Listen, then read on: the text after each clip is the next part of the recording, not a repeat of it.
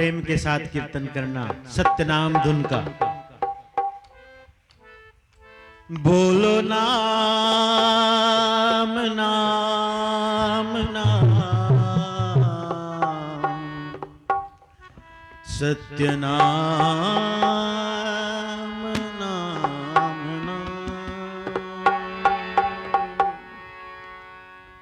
बोलो नाम नाम नाम सत्यनाम नाम नाम नाम सत्य नाम नाम नाम। बोलो नाम नाम नाम सत्यनाम नाम नाम। बोलो नाम नाम नाम सत्य नाम नाम नाम।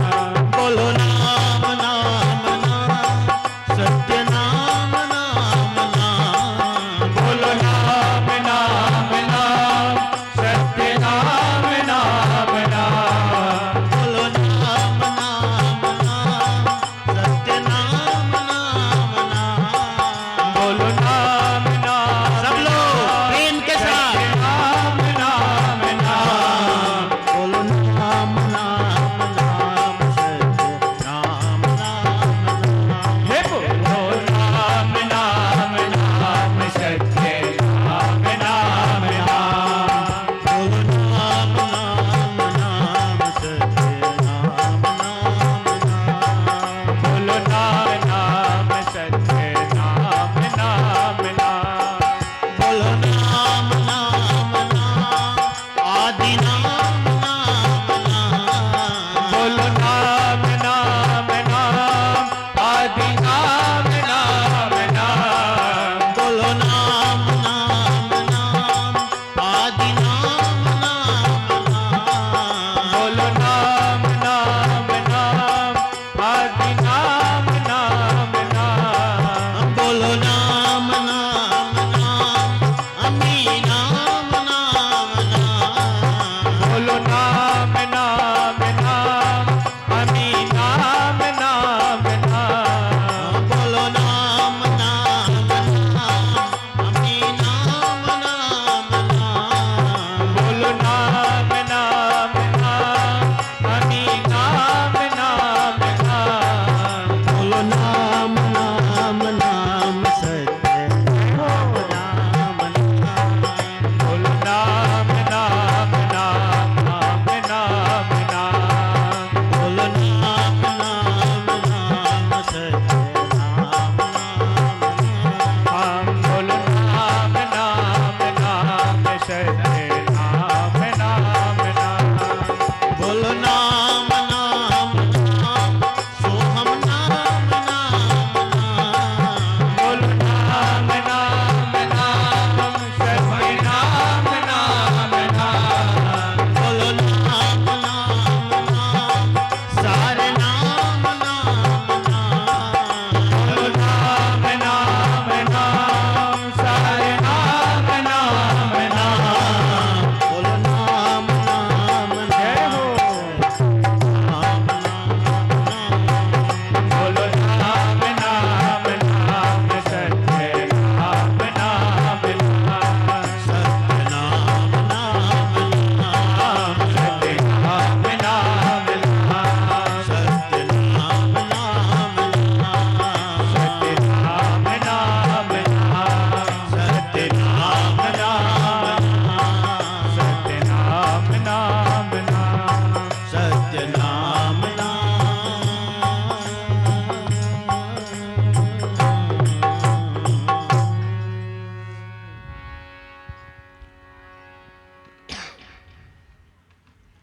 बुध मंगल में संत समाज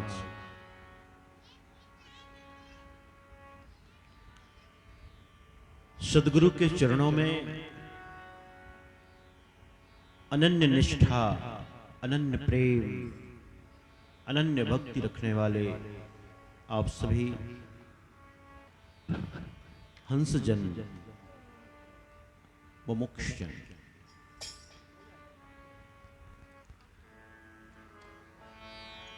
कोटियाडी ग्राम में 3 दिनों का यह त्रिदिवसीय कार्यक्रम जिसका आज अंतिम दिन है। और इस कार्यक्रम में आप सब उपस्थित हैं, विराजमान हैं, बैठे हैं। माताओं की संख्या ज्यादा है, पुरुष कम हैं। खेती खार में गए हो ही काम धाम में। और तुम लोग, आप लोगों का भी तो काम होता होगा ना? नहीं होता है?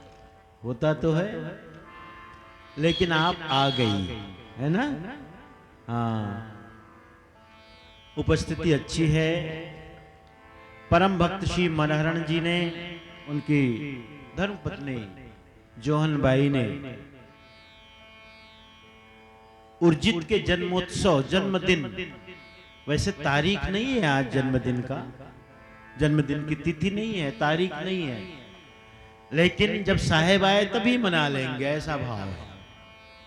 जब साहेब आए उसी दिन मना लिया जाएगा नाती का जन्मदिन, इस भाव से देखो। और नाती से कितना प्रेम है, कितना बड़ा आयोजन, इतना बड़ा खर्च। उर्जित के जन्मदिन पर 2 बार हो गया, दूसरी बार है ये मनहरण दास जी का।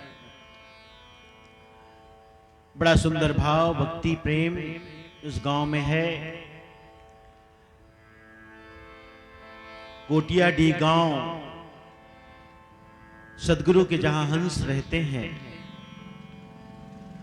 जहां सबके अंदर प्रेम है, सदगुरु के प्रति अनुराग है, अपने गुरु, अपने गुरुद्वारा के प्रति निष्ठा है, आस्था है,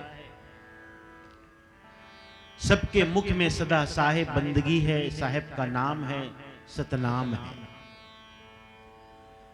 प्यारे हंसनों, सतनाम सबसे बड़ा नाम है।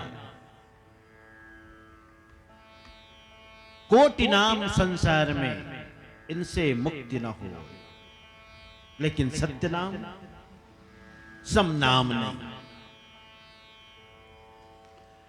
अनेकों नाम है इस संसार में, और अनेकों नाम का सुमरन और जाप होता है।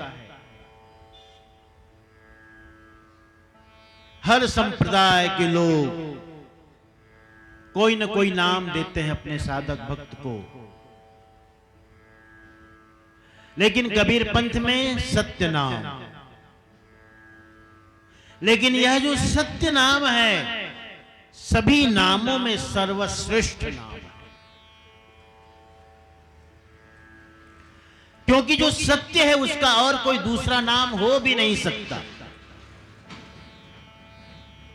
जो सत्य नाम है जो सत्य है, क्योंकि नाम का मतलब है जो नामी के गुण और चरित्र को चरितार्थ करे, है ना? हम नाम क्यों अच्छा रखते हैं? आज के समय बड़े लोग चूजी हो गए हैं।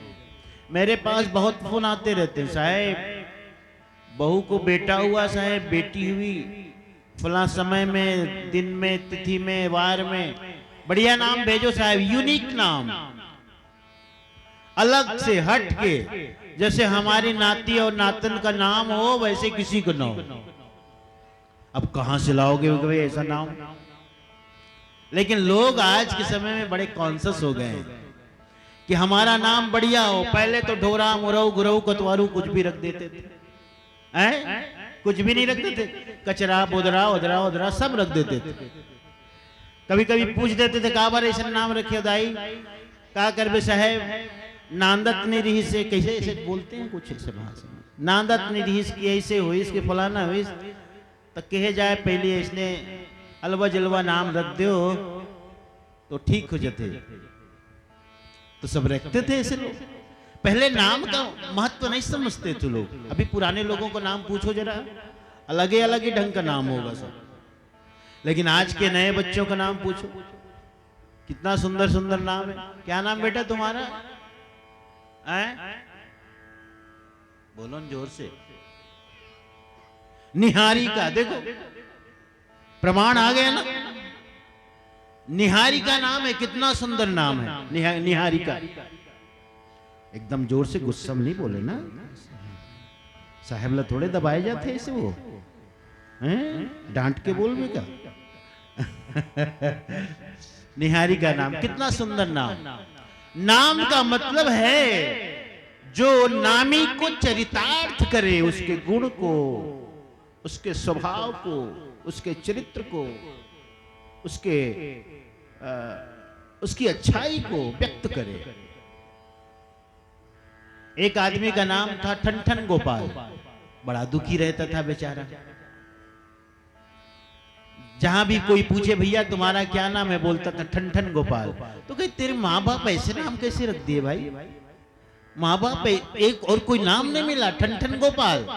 बड़ा दुखी रहता था, बड़ा बेचारा सिकुड़ा सिकुड़ा रहता था, चुप चुप रहता था सबके बीच में, क्योंकि पता था अगर मैं जरा भी कुछ बोलूंगा तो सबसे पहले लोग मेरे नाम को ही बता करके मजाक बनाएंगे। तो चुप चुप सा रहता था, दुखी रहता था। ठनठन गोपाल। तो एक दिन उसने देखा कि बर्दी निकली, गांव से निकलती थी बर्दी, मने गाय पशु वगैरह जो निकलती उसको बर्दी बोलते हो ना। रावत लेके जा रहा था, तो एक बहन गोबर बिन रही थी, तो किसी ने जोर से चिल्लाया, लक्ष्मीबाई वो गोबर मैंने देखा है, तू बिनना मत। तो उसको लगा लक्ष्मीबाई है और गोबर बिन रही है। अच्छा, अब लक्ष्मीबाई है जिसके पास लक्ष्मी हो,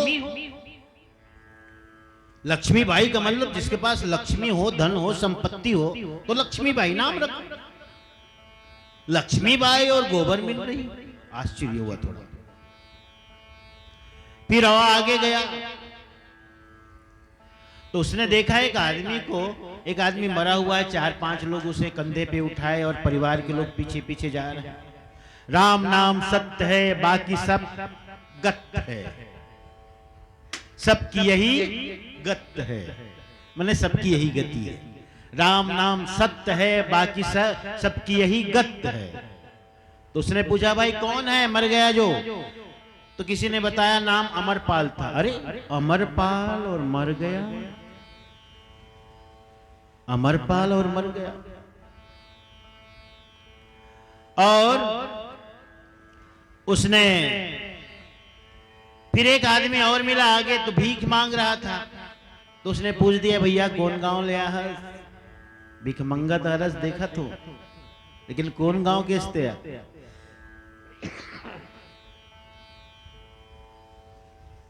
उसने बताया कि मेरा नाम तो धनपाल है जी। तो धनपाल है तो भीख कावर मांगत धनपाले हरस तो नाम है धनपाल, तो भीख कावर मांगत है? भीख क्यों मांग रहे हो? तो उसे अपने नाम पर जो बड़ा संकोच होता था लगा, रे नाम से कुछ नहीं है ना। और नाम में कुछ नहीं रखा है भैया, हमारे माँ बाप ने जो भी नाम रखा है बढ़िया है। उसने क्या कहा फिर?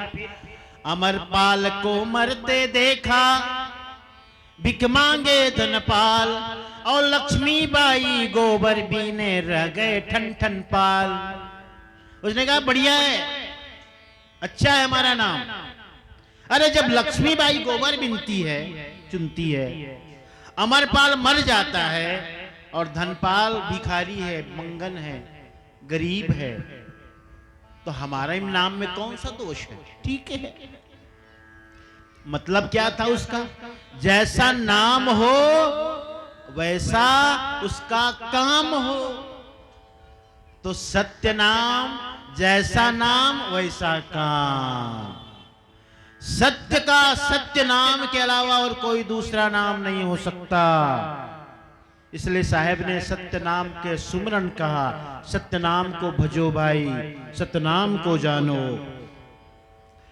कल मैं बताया आपको कि मनुष्य में अनुराग होना चाहिए, गुरु के वचन पर विश्वास होना चाहिए।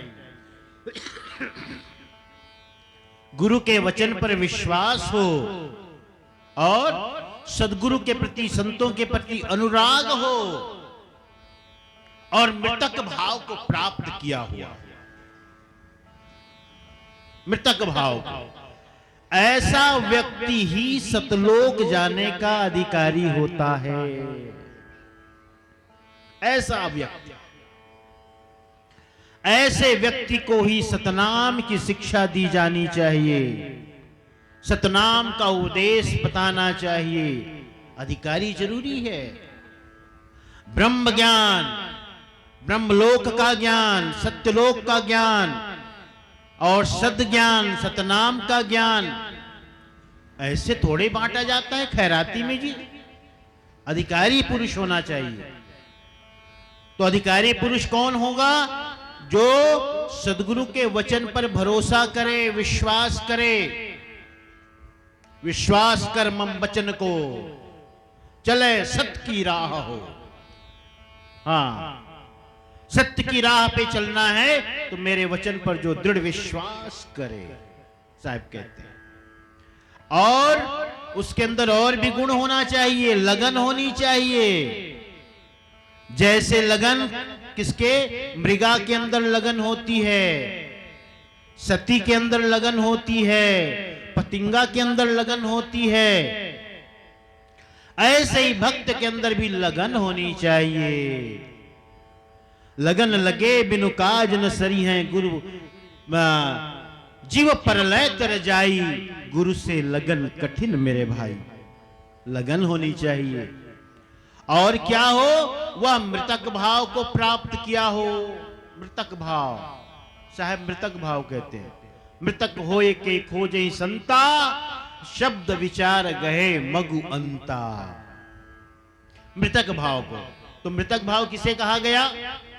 जो तीनों शरीरों से अपने को अलग माने, मृतक माने।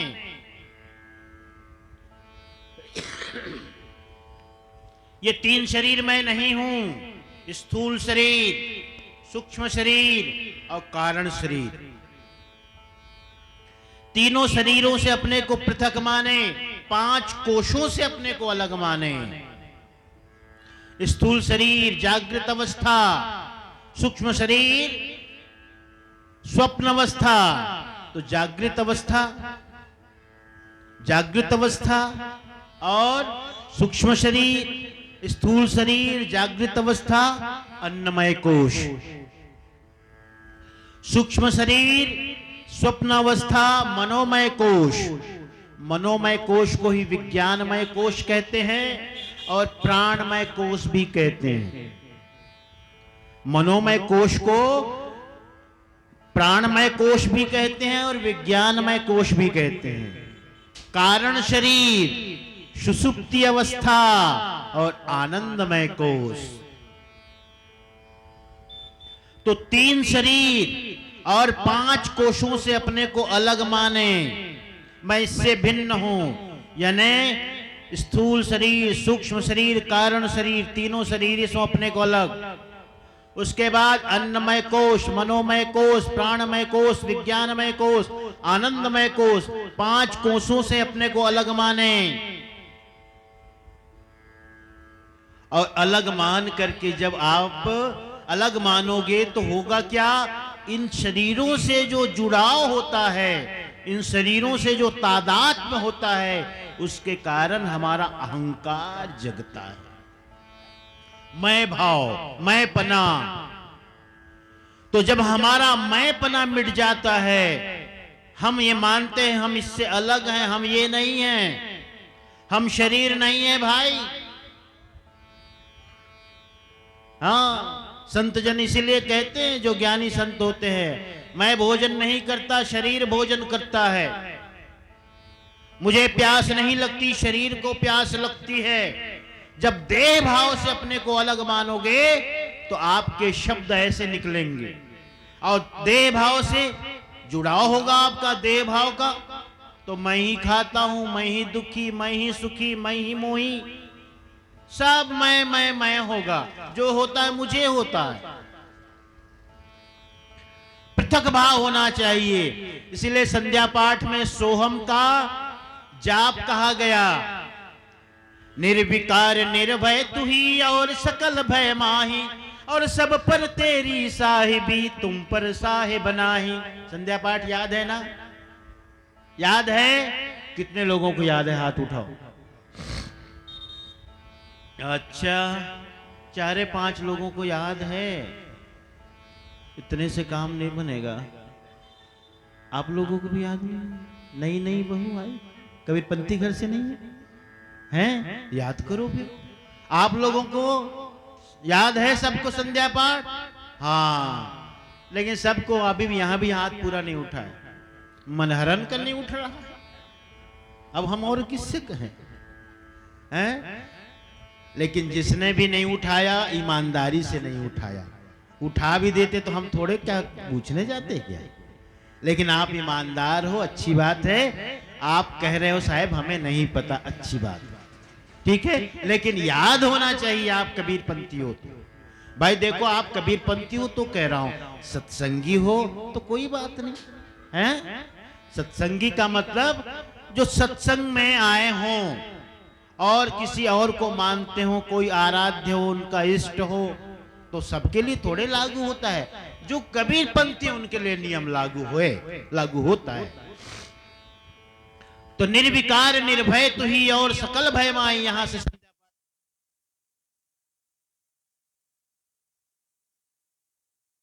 गुरु कबीर साहेब की। बैठे रहो, सब जाना नहीं है। तो निर्विकार निर्भय तू ही और सकल भय माही, सब पर तेरी साहेबी तुम पर साहेब नाई। संध्या सुमिरन आरती भजन भरोसे दास, मनसा वाचा कर्मणा जब लग घट में श्वास।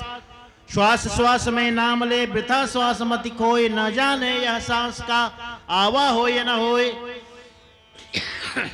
श्वासा की कर सुमरनी कर अजपा को जाप, परम तत्व को ध्यान धर सोहम आपो आप। सोहम पोया पवन में बांधो मेर सुमेर, ब्रह्म गांठ हृदय धरो यही विधि माला फेर।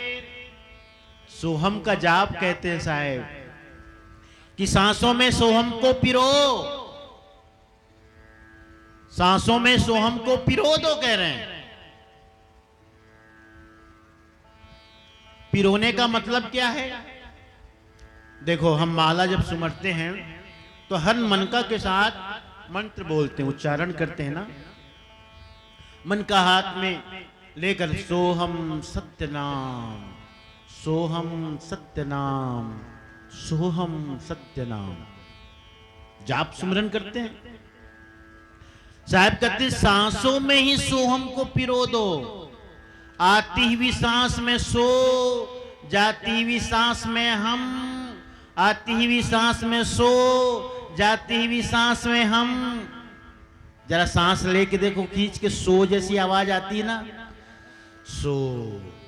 सांस छोड़ो तो हम, सो हम, सो हम। इसको जपना पड़ रहा है क्या? बोलना पड़ रहा है क्या? नहीं, अपने आप हो रहा है। इसी को अजपा जाप कहते हैं, जो बिना जापे बिना जपे जप जाए।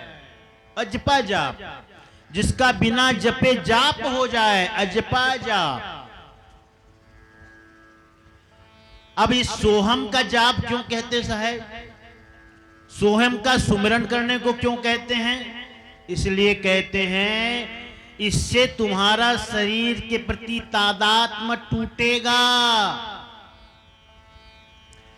शरीर के प्रति तुम्हारा जुड़ाव लगाव टूटेगा, तुम्हारी मान्यता तुम्हारी धारणा टूटेगी।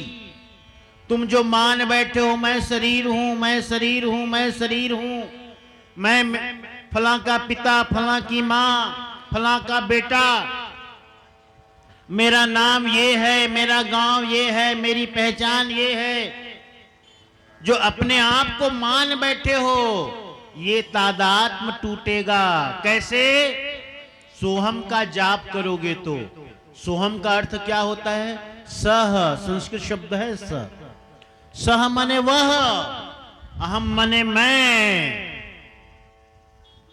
वह अविनाशी चैतन्य तत्व मैं हूं, है ना। इससे क्या होगा, इस सुमरन के जाप से, इस सुमरन से, इस जाप से क्या होगा, इस सुमरन और जाप से ये होगा कि धीरे धीरे हम जो मान बैठे हैं कि मैं शरीर हूं, मन बुद्धि चित्त अहंकार हूं, इंद्रियां हूं, स्त्री पुरुष हूं, किसी का माता पिता पति पत्नी, जो मान बैठे हैं, इस मान्यता से हमारा जुड़ाव टूटेगा, टूटेगा। और हम मानेंगे निरंतर जब जाप चलता रहेगा तो एक दिन हम अपने आप को शरीर से अलग कर पाएंगे। और ये शरीर से जुड़ाव ही के कारण जीव अपने को जीव कहता है, अपने को अलग मानता है। बाकी अविनाशी पुरुष और हम में कोई भेद नहीं है, उनमें और हम में कोई भेद नहीं है ना। और यही जो हमारी मान्यता है जिसके कारण हमारा संबंध टूट गया, जासो नाता आदि का बिसर गया सो ठोर। जो आदि पुरुष से जो हमारा संबंध है वह संबंध विच्छेद हो गया इस मान्यता के कारण। तो इस मान्यता को तोड़ने के लिए ये सुमरन बताया गया संध्या पाठ के अंतर्गत। प्यारे हंसजनों, तो साहब ने कहा मृतक भाव अर्थात जो 3 शरीरों से, 5 कोशों से और अपने को चैतन्य अविनाशी मानता है, उसके कारण तीनों शरीरों के जो अहंकार हैं और उसकी प्रीति आसक्ति धीरे धीरे छूटने लगती है जब अपने को अलग मानोगे तो। और यही मृतक भाव है, अर्थात चैतन्य का भाव होने लगता है और शरीर का अभाव होने लगता है। चैतन्य का भाव यानी चैतन्य हूं मैं अविनाशी तत्व हूं, ये भाव होने लगता है। और मैं शरीर हूं, किसी का पिता पुत्र हूं, ये इसका अभाव होने लगता है। ये है मृतक भाव। तो मृतक भाव कौन धारण कर सकता है, यहां पे साहब ने एक बड़ी सुंदर बात बताई है धर्मदास साहब को। मृतक भाव है कठिन धर्मनी, लहे बिरला शूर हो, कादर सुनती तन मन दहे, पीछे चितवत कूर हो। ये सही शिष्य आप संहारे, ताव सही गुरु ज्ञान को, लहे भेदी भेद निश्चय, जाए दीप अमान को। अमान मने सतलोक, अमान दीप का मतलब सतलोक। कहते भाई मृतक भाव को प्राप्त करना भी सरल नहीं है, कठिन है धर्मनी। हे धर्मदास जी, मृतक भाव को प्राप्त करना कठिन है। ये तो कोई बिरला सूर होता है, सूर माने सूरवीर योद्धा, वही से प्राप्त कर सकता है। कादर यानी कायर, कायर तो बस सुनते ही कांपने लगता है, उसका तन मन कांपने लगता है, हमसे नहीं होगा भाई, हमसे नहीं होगा, हमसे नहीं हो पाएगा, हम नहीं कर पाएंगे भक्ति, हम ऐसा काम नहीं कर पाएंगे, ऐसी साधना, ऐसा सुमिरन जाप, उसके लिए कठिन है भाई। और वो तो पीछे का रास्ता देखता है किधर से भाग जाऊं मैं। जो सूरवीर होता है वो नहीं भागता, लेकिन कायर तो पीछे पलट के देखता है, हटो झंझट, ये कौन पड़े इस झंझट में, अपना पीछे के रास्ते से निकल लो, निकल लो। ऐ भाव से वो पीछे पीछे देखता है कि कहीं जाने का रास्ता है, वापस क्या। लेकिन जो सूरवीर होता है आगे ही बढ़ता है, आगे ही बढ़ता है। ये सही शिष्य आप संहारे, ताव सही गुरु ज्ञान को। लेकिन जो शिष्य होता है वो गुरु रूपी ज्ञान के ताप को सहन करता है, क्योंकि गुरु के ज्ञान में ताप है, ताव है। जैसे पीछे कल मैंने बताया ना, जो ऊख होती है, गन्ना होता है, गन्ना को मशीन में पेरा जाता है, चिथड़ा चिथड़ा होता है, उसे सहन करता है।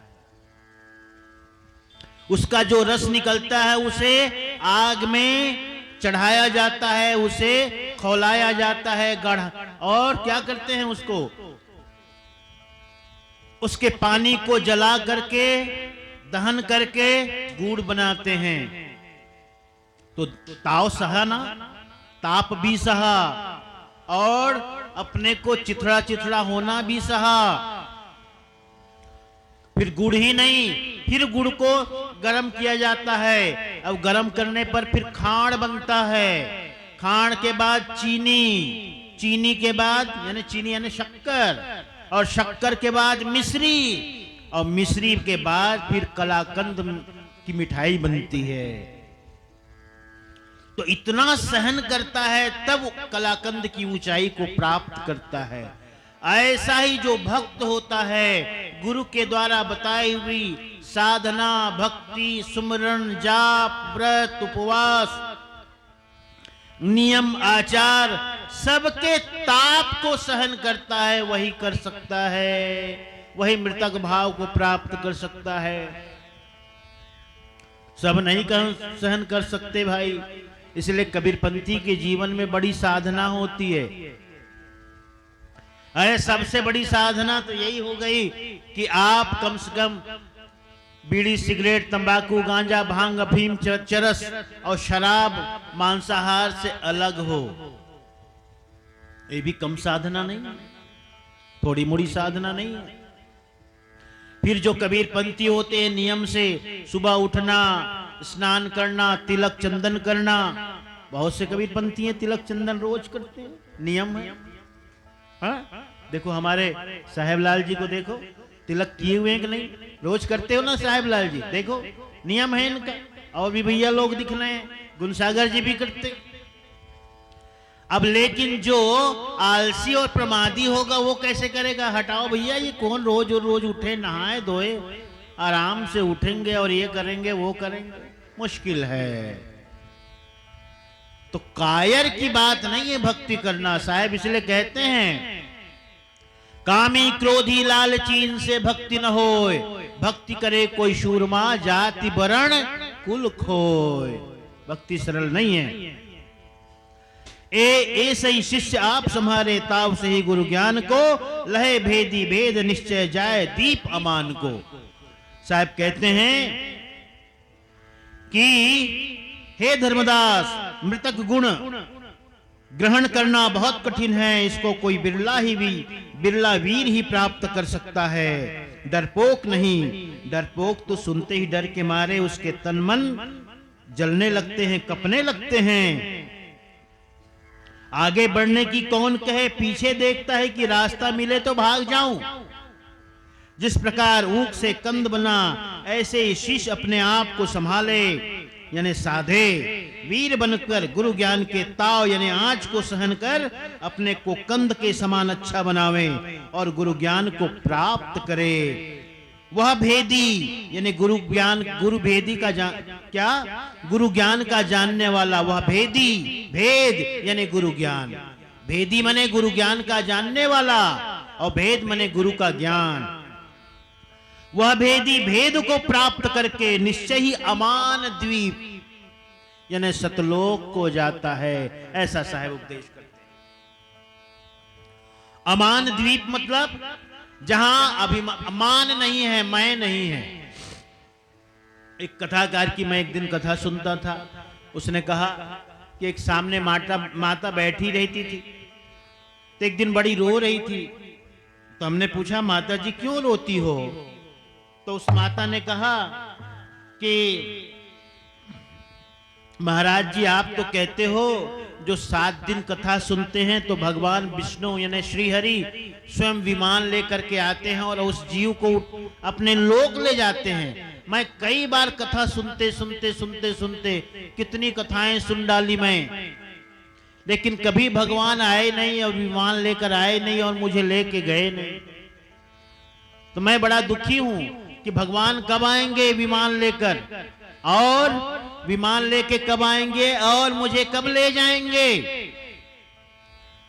तो कथाकार कहता है, मैंने मां को समझाया, माता जी ऐसा नहीं होता है कि भगवान आएंगे विमान लेकर और तुम्हें अपने विमान में बैठा के बैकुंठ लोक ले जाएंगे, ऐसा नहीं मतलब है उसका। उसका मतलब है विमान या अमान। विमान का मतलब है विगतः मानः, जिसका मान अभिमान चला गया हो वो विमान। और अमान का भी मतलब वही है, न मानः अमानः।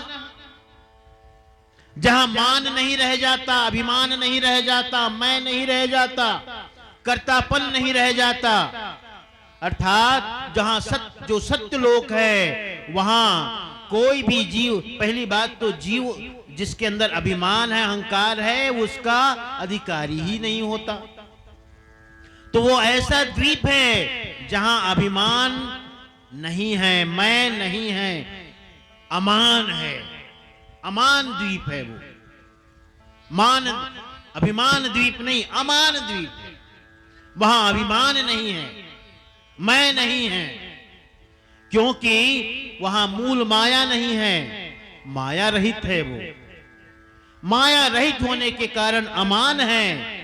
तो साहब कहते हैं ऐसा जो मृतक भाव को साधक प्राप्त कर लेता है, सदा शरीर में रहता हुआ भी अपने को तीनों शरीरों से, पांचों कोषों से अलग मानता हुआ साधना में जीवन व्यतीत करता है, सतनाम का सुमरन करता रहता है, सतनाम में अपनी सुरति को जोड़ा रहता है, सतनाम के शब्द में सुरति को जोड़ देता है, वह प्रारब्ध के नाश हो जाने पर, है ना, प्रारब्ध के नाश हो जाने पर सतलोक को प्रयाण करता है। ये साहेब बताते हैं। तो प्यारे हंसनों, हम सब लोग उस अमान द्वीप के पथिक बने, उस अमान द्वीप के हम सब राही बने। अमान द्वीप हमारा लक्ष्य बने, हम अमान द्वीप को प्राप्त करें, हमारी ऐसी साधना बने, हमारा सुमिरन और ध्यान बने। यही मैं आप सभी से उपदेश रूप में कहता हूं, है ना।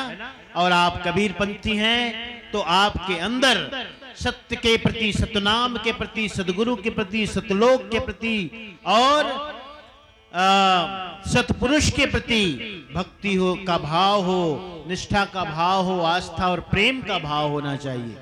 हम कबीर पंथी हैं तो हमारी पहचान क्या है कि हम सत्य के उपासक हैं।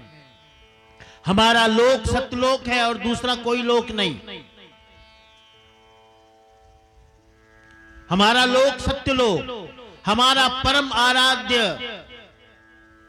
परम इष्ट हमारा कौन है? निरक्षर पुरुष, सत्य पुरुष। उसी निरक्षर पुरुष, सत्य पुरुष को सतनाम कहते हैं, उसी को आदि पुरुष कहते हैं, आदि नाम कहते हैं। तो हम आदि पुरुष यानी सत्य पुरुष की उपासना करते हैं। हम जो व्रत रखते हैं वो भी सत्य व्रत कहलाता है। 14 पूर्णिमा को व्रत रखते हो आप लोग? अभी फिर हाथ उठाऊंगा तो 2-4 ही उठेगा, पता है मुझे। व्रत कौन कौन रखते हो माता लोग? उठाओ तो जरा। अरे ये तो ज्यादा हो गई। व्रत बहुत लोग रखते हैं भाई, अच्छी बात है। पुरुष लोग भी? अच्छा, बहुत बढ़िया। सबके लिए नियम है, माताज के लिए नियम नहीं है कि तू ही मन रखो, हमन तो खेत खार जवैया हरन, काम धाम वाला, खेत खार वाला, तू ही मन हमरे बदले गलो रख लो। ऐसा नहीं होता, सबको रखना चाहिए। हम लोग जो 14 पूर्णिमा का व्रत रखते हैं उसको सत्य व्रत कहते हैं। सत्य व्रत का मतलब सत्पुरुष की उपासना, सत्पुरुष की मनौती के लिए, सत्पुरुष की, है ना, उपासना के लिए। उपासना माने नजदीक बैठना, उपासना का मतलब यही है। जब हम सत्पुरुष के निकट होते हैं वही हमारी उपासना है। यानी हम सत्य के जितना निकट होते चले जाएं उतना ही हम, वही हमारी उपासना कहें। सत्य और असत्य एक चेतन तत्व है, वही मात्र सत्य है। बाकी शरीर है और जो जगत चराचर सब असत्य है। मन भी असत्य है। तो हम मन से जितना दूर हो जाएं और अपने आप के निकट होते जाएं, उसी का नाम उपासना है। उसी के निकट होते जाएं, यानी स्वयं के साथ होते जाएं, मन से दूर होते जाएं, उसी का नाम उपासना। तो सत्य की उपासना हम करते हैं। तो सत्य की उपासना के लिए महीने में एक दिन 14 पूर्णिमा का व्रत रखते हैं, ये हमारी पहचान है। और सदगुरु के प्रति एक निष्ठा का भाव होना चाहिए, एक निष्ठ भाव। एक निष्ठ भाव कैसे? जैसे साहब ने संध्या पाठ में कहा है कि क्या कहा कि दासा तन की अधिक महिमा, सेवा कुंड नहाइए, प्रेम भक्ति पतिवर्त दृढ़ करी बहुरी न भवजल आइए। कहते हैं दास को, सेवक को चाहिए कि पतिव्रता नारी की तरह एक निष्ठ भाव से भक्ति करे, है ना? एक निष्ठ भाव से, एक को ही माने, एक को ही जाने, ऐसा भाव होना चाहिए। मैं कई जगह जाता हूं तो दिखाते हैं, सलोन साहब घर थोड़ा घुमा देते हैं, घर घुमाते हैं, ये बेडरूम है साहब, ये बच्चे लोगों का है, ये बेटे और बहू का है, ये हमारा है, और ये हमारा पूजा घर है साहब। अब पूजा घर में देखो, ओहो, दुनिया भर के देवी देवता और मैं पूछता हूं हमारे साहब नहीं दिखत है जी, कहाँ हैं? सबके बीच में कहाँ एकदम लुका गए है, डर के मारे कि छिपा गए है। तो नहीं साहब, ये दे भगवान शंकर के बाजू में और दुर्गा की एक पार।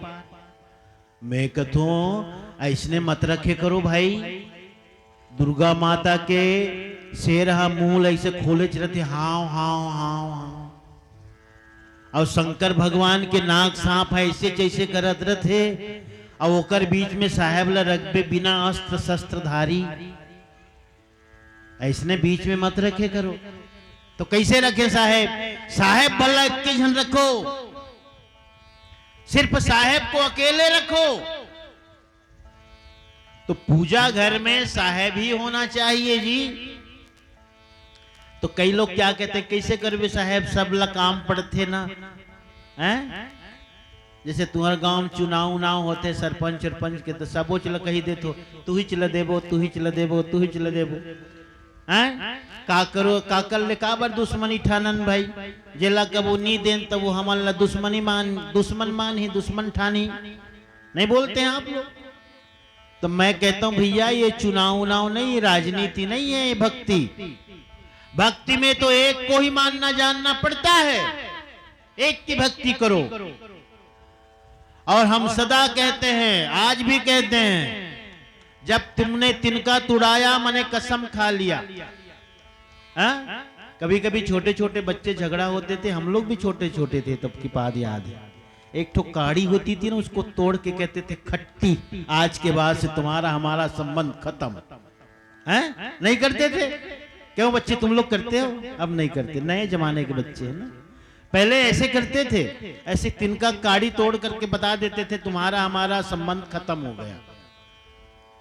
तो जब हमारे यहां भी तिनका तुड़ाते हैं तो ये कहते हैं कि साहेब आज के बाद से सबसे मेरा संबंध टूट गया साहेब, जो भी देवी देवता है, भूत प्रेत मरी मसान, सबसे संबंध तोड़ दिया मैंने, और आपसे संबंध जोड़ लिया है साहेब। तो इसलिए तिनका तुड़ाते हैं ना। जब तिनका तुड़ा लिए तो फिर सब देवी देवता के दुनिया भर के फोटो रखे, का जरूरत है जी पूजा घर में? एक सदगुरु का रखो। क्यों भाई, सत्य है? हाँ, एक सदगुरु का रखो, बाकी सबको अलग जगह रखो, ड्राइंग रूम में रखो, बैठक कक्ष में रखो, कहीं भी रख लो, रखना है तो, नहीं रखना है तो कोई बात ही नहीं।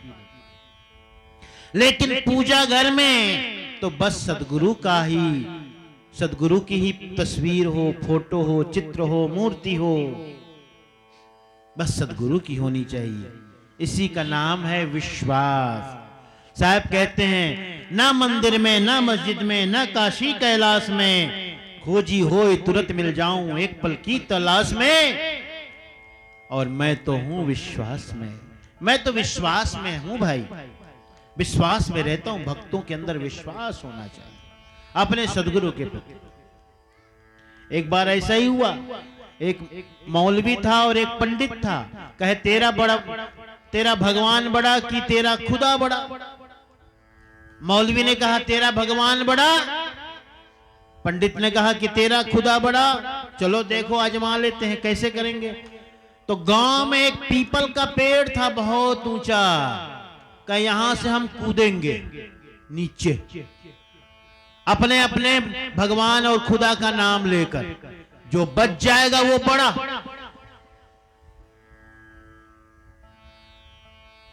तो मौलवी पहले कूदा।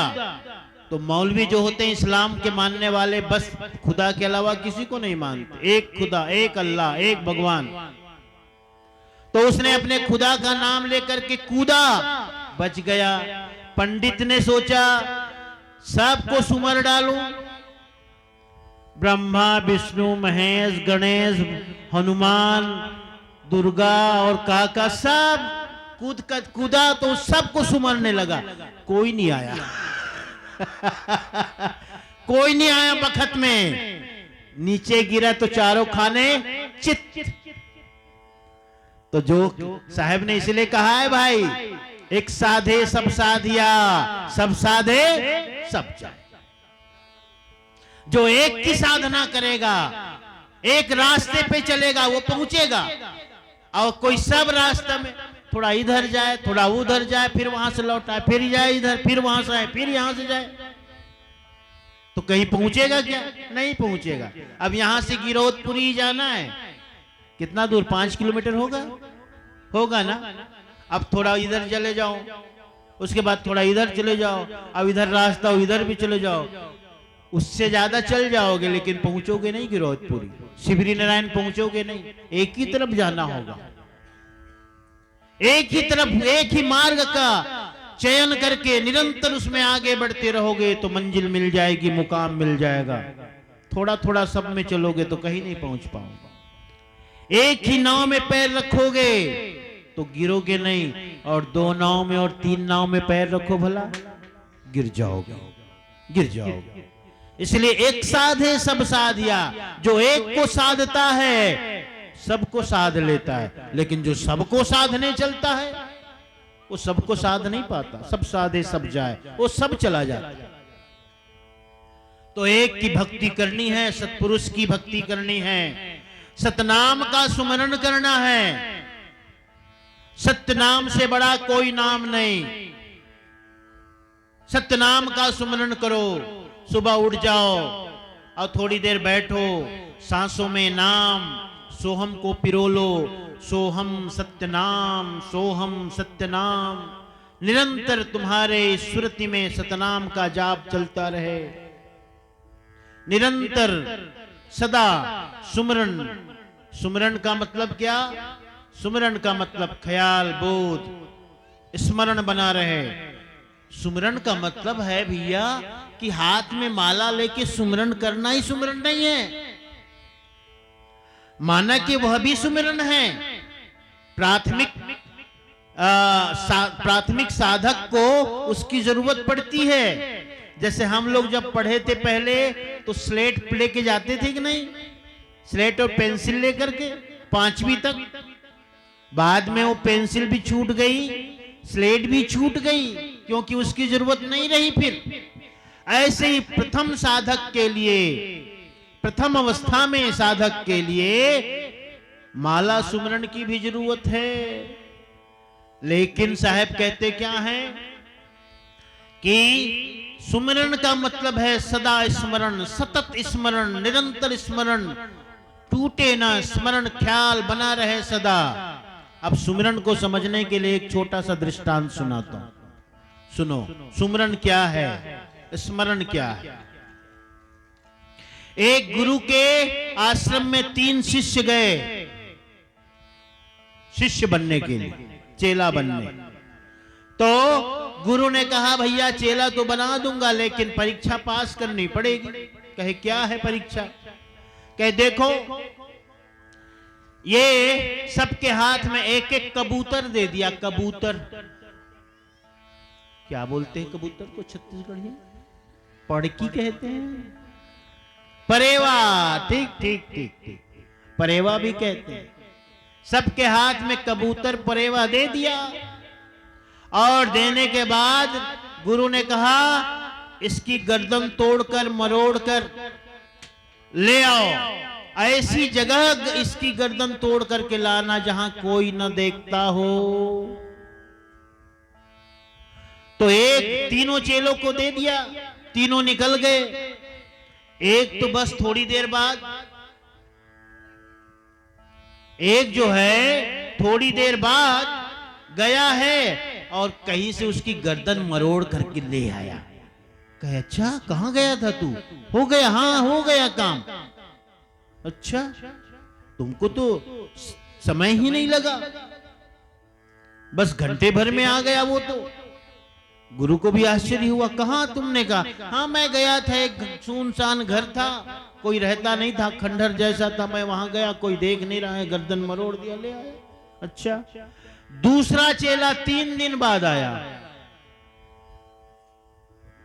तो उसने कहा भैया तुमने बहुत टाइम लगा दिया, 3 दिन लगा दिए।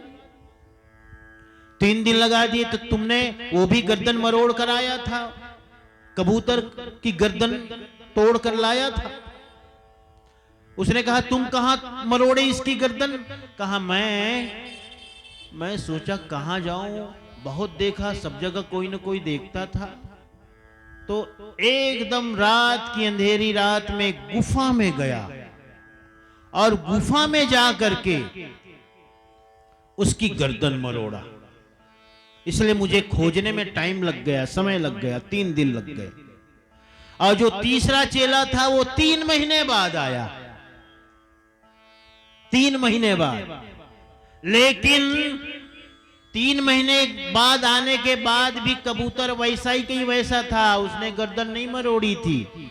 उसने कहा भैया क्या हुआ, तुम तो एक तो 3 महीने बाद आ रहे हो और वैसे के वैसे ला रहे हो, क्या बात है? कहा कि मैंने बहुत ऐसी जगह खोजी जहां हमें कोई ना देखे, लेकिन जहां जाता था वहीं देखता था, कोई ना कोई मिल ही जाता था। फिर एक जगह बड़ी सुनसान जगह थी, मैं सोचा ये जंगल है, ये तो वन प्रांत है, यहां कोई नहीं है। और एक खो थी, उस खो में मैं गया, तो जब इसकी गर्दन पे हाथ रखा तो देखा ये मुझे टुकुर टुकुर देख रहा है। कौन? कबूतर। तो मैंने इसके आंखों में पट्टी बांध दी। जब उसके आंखों में पट्टी बांध दी तो मुझे लगा मैं भी तो देख रहा हूं, तो मैंने अपने आंखों में भी पट्टी बांध दी। और जब मैंने कबूतर के आंखों में पट्टी बांधी, अपने आंखों में पट्टी बांधी, उसके बाद फिर से मैंने गर्दन की तरफ हाथ बढ़ाया तो ख्याल आया अरे कबूतर नहीं देख रहा मुझे, मैं कबूतर को नहीं देख रहा, लेकिन भगवान तो देख ही रहे हैं, भगवान तो सबको देख रहे हैं ना, उसके आंखों में कैसे पट्टी बांधूं मैं? तो फिर मैंने अपनी भी पट्टी हटा दी, कबूतर की भी पट्टी हटा दी और सोचा ऐसी कोई जगह ही नहीं है जहां मैं इसकी गर्दन मरोड़ सकूं। इसलिए वैसे के वैसे आ गया। कहे तुम ही काबिल हो, तुम ही योग्य हो, तुम ही आश्रम में रहने के काबिल हो, शिष्य होने योग्य हो। इसी का नाम सुमिरन है, इसी का नाम सुमिरन है। सदा उसका ख्याल रखना कि वो देख रहा है, वो जान रहा है। और जब ऐसा ध्यान रहेगा, ऐसा ख्याल रहेगा, तो बताओ तुम बुरा कर्म करोगे? नहीं कर सकते। वो हमेशा तुम उसे साक्षी जानना, साक्षी मानना, दृष्टा मानना, वो देख रहा है,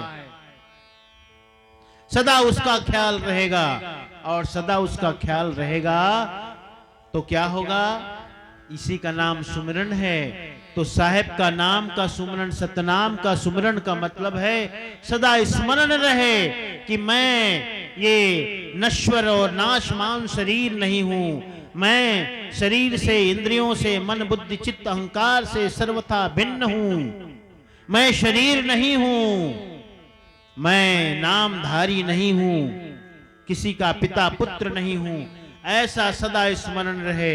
मैं तीनों शरीरों से अलग हूं, पंचकोशों से अलग हूं, ऐसा सदा स्मरण रखना ही सुमिरन है, यही सुमिरन है।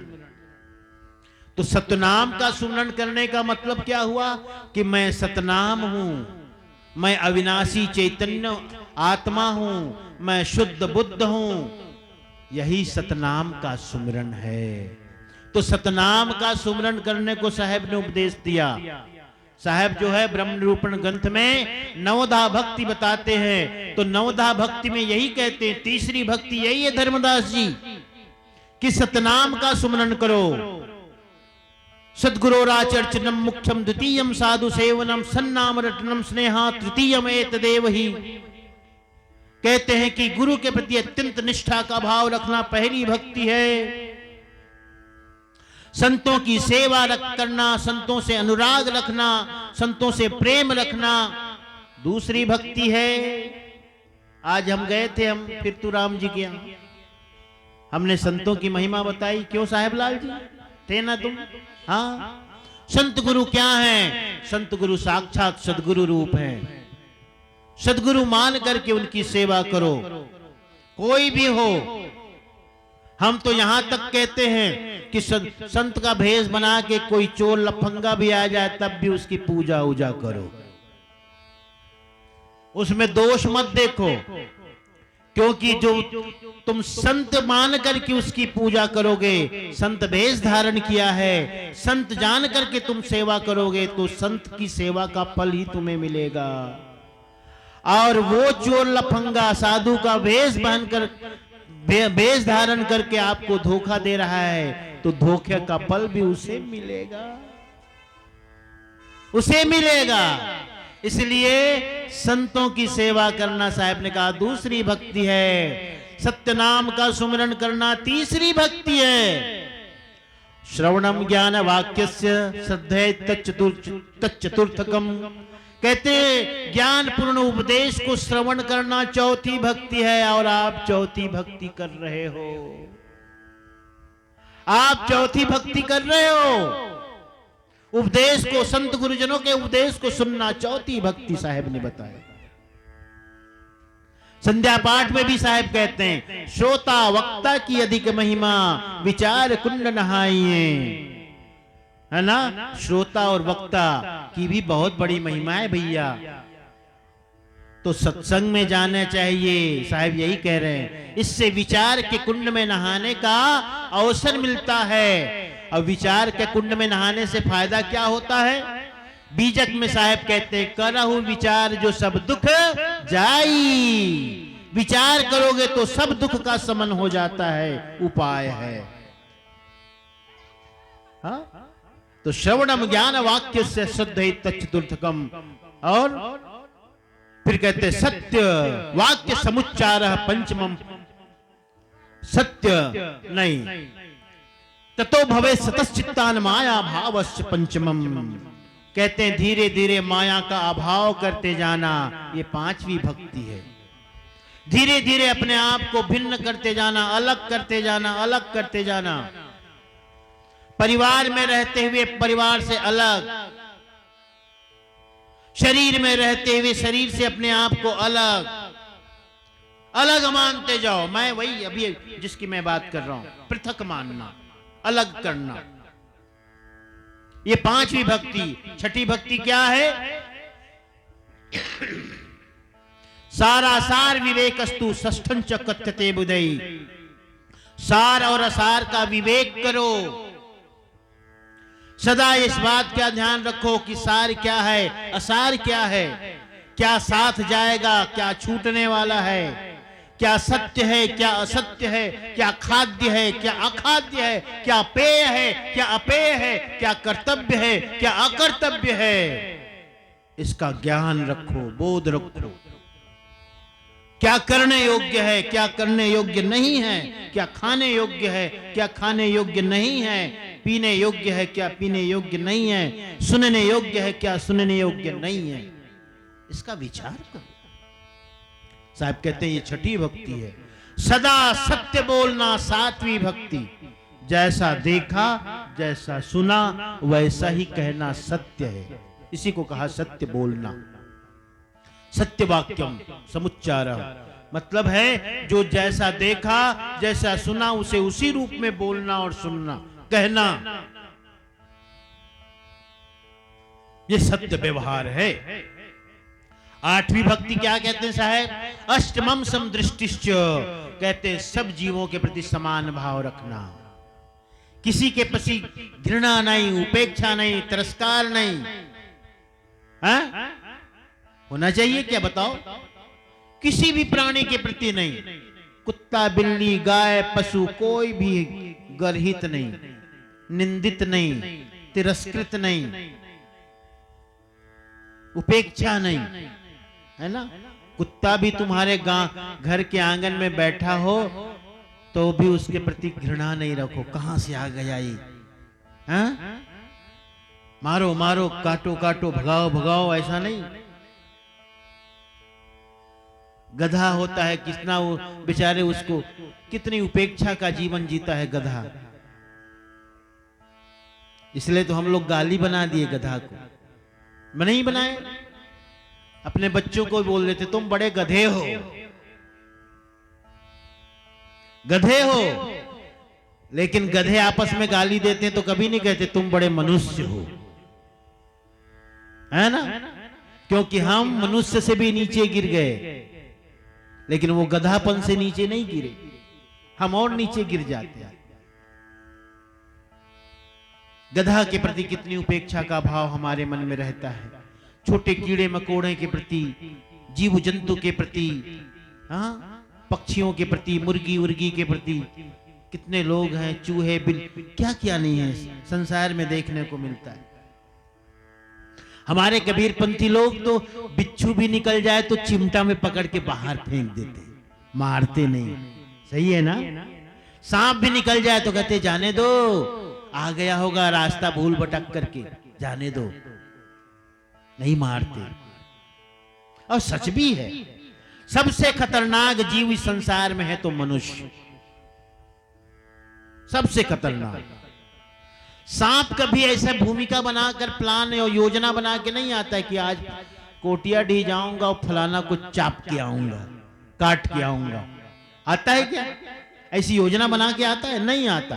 हाँ, उसके रास्ते में आ गए, उसकी पूंछ अगर तुम्हारे पैर में दब गई हो, उसे अपने आप पर खतरा, अपनी जान पर खतरा मालूम पड़े तो वो आपके लिए फन उठाता है, नहीं तो वो भी आपसे डरता है, जान बचा के भागना चाहता है।